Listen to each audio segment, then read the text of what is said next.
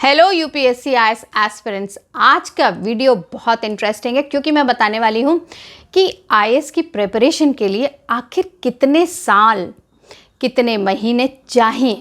तो इस वीडियो में मैं बताऊंगी कि अलग अलग कैटेगरी के कैंडिडेट्स जैसे स्टूडेंट्स, हाउसवाइफ या वर्किंग प्रोफेशनल्स को एग्जैक्टली कितना टाइम लगाना चाहिए प्रिपरेशन में। तो मेरे चैनल को अगर सब्सक्राइब नहीं किया तो अभी सब्सक्राइब कर लो। मैं हूं Anupama Chandra, ex civil services officer, UPSC mentor and expert. तुम्हारे भी मन में ये सवाल आता है ना कि मैं तैयारी तो कर रही हूँ यूपीएससी आईएएस की, लेकिन कितना टाइम चाहिए होता है? 1 साल में तैयारी हो जाती है क्या? 2 साल में हो जाती है क्या? अच्छी रैंक लाने के लिए हमें कितने साल तैयारी करनी चाहिए? हम टॉपर्स के इंटरव्यूज़ पढ़ते हैं, कोई कहता है हमने 1 साल में तैयारी करी, कोई कहता है 2 साल में तैयारी करी। तो इस वीडियो में मैं एग्जैक्टली समझाऊंगी कि तैयारी में एवरेज कितना समय चाहिए और तुम स्पेसिफिकली अपने लिए कैसे सोच पाओ कि तुम्हें कितना समय चाहिए।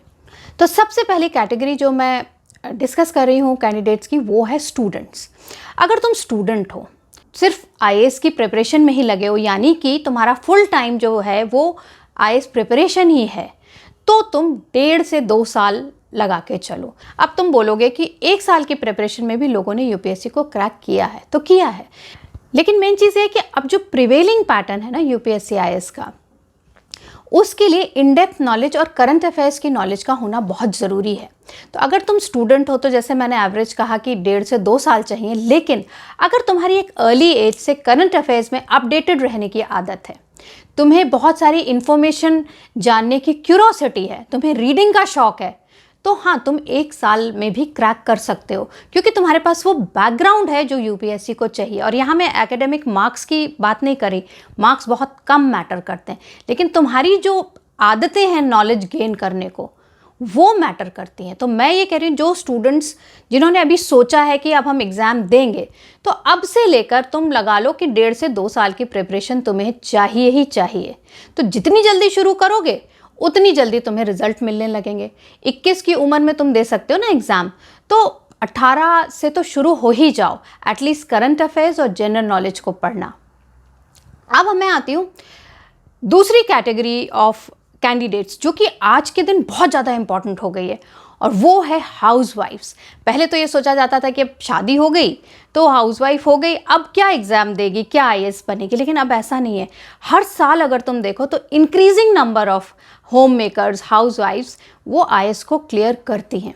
तो एक हाउसवाइफ को अपनी हाउस होल्ड रिस्पॉन्सिबिलिटीज़ के साथ कितना समय चाहिए, प्रैक्टिकल एस्टिमेट क्या है?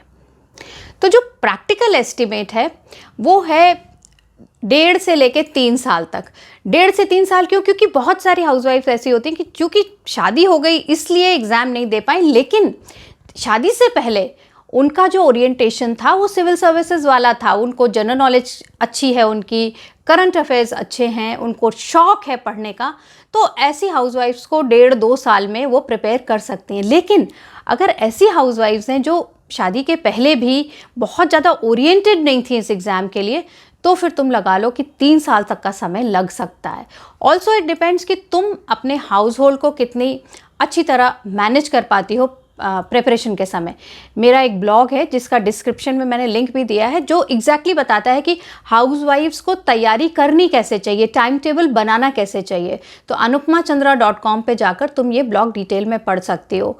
और हाउसवाइफ्स का एक बहुत बड़ा एडवांटेज है जो मैं बता रही हूँ, जो तुम्हें कोई नहीं बताएगा, वो ये है कि जब तुम इंटरव्यू लेवल पे जाते हो ना, तो तुम्हारा इंटरव्यू बहुत अच्छा जाता है क्योंकि हर हाउसवाइफ मल्टीटास्क करने में, मैनेज करने में अच्छी होती है, और इस चीज़ को इंटरव्यूअर्स रिकॉग्नाइज करते हैं।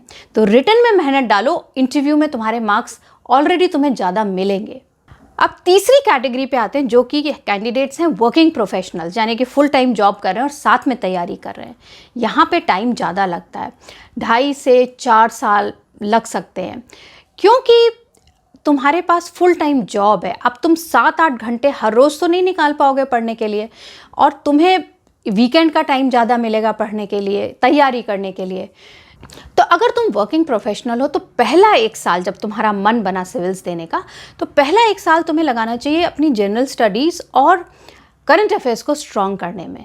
जितनी रीडिंग कर सकते हो करो, जितनी, क्योंकि एक वार्म अप चाहिए। वर्किंग प्रोफेशनल्स के ऊपर पहले भी बहुत स्ट्रेस होता है काम का, और जब तुम 1 साल अपना ये फाउंडेशन बना लोगे तो तुम उस पर बिल्ड कर सकते हो। और वर्किंग प्रोफेशनल्स को मेरा एक खास टिप है कि अपना जो मेंस का ऑप्शनल है ना, वो शुरू में ही सोच लो और उसको साथ साथ थोड़ा थोड़ा पढ़ते रहो। ऑप्शनल मेंस के लिए बहुत इन डेप्थ स्टडी चाहिए, उसका सिलेबस काफ़ी टफ होता है, लेकिन ये नहीं कि तुम कर नहीं सकते हो, उस पर धीरे धीरे धीरे काम करोगे तो वो कंप्लीट हो जाएगा।